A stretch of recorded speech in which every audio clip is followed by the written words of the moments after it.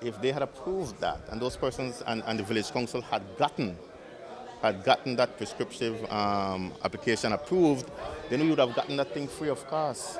Because the truth of the matter is, the village council, the residents, visitors, everybody's been using that point for a very, very long time. Even though the area, the land has been private property for even longer. You're talking about, I don't know, almost 100 years or thereabouts. So it's private property for that long, but the village council and the residents have been using that for a long time, for over 12 years.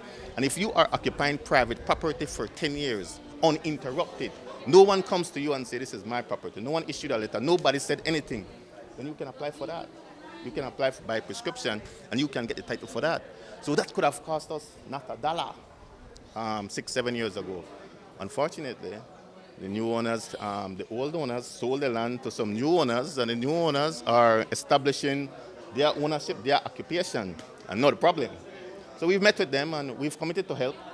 In fact, our legal counsel has actually been in touch with the new owners' legal counsel to see how we can amicably settle it, how we can work out some sort of arrangement where that particular piece of the jewel, that particular crown jewel will be restored to the residents and to visitors alike, because that's absolutely beautiful piece and absolutely needed piece of property. That is a challenge. That is a challenge. That's why we are moving very slowly on it and not moving too fast and getting our head of ourselves. That's why we have our legal people speaking to their legal people and try to figure exactly what the cost of that will be. Because if you take someone's private property, then you have to compensate them. And you have to promptly compensate them and justly compensate them. And so we have to make sure that we are moving smartly. I think those folks bought that land, the entirety of it, for a little bit over $1 million. We have to go through a process.